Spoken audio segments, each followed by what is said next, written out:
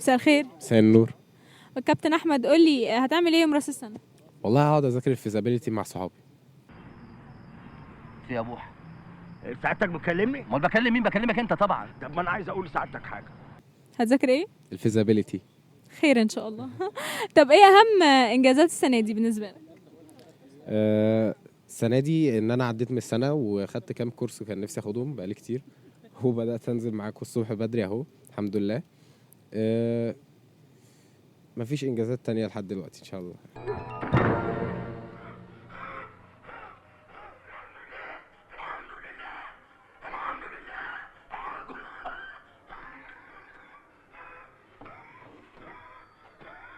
طب نفسك تحقق ايه السنه الجديده؟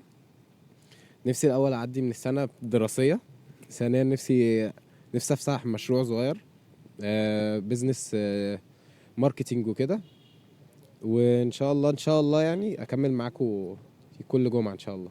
اكيد هتهتم بصحتك اكتر وكده. ان شاء الله.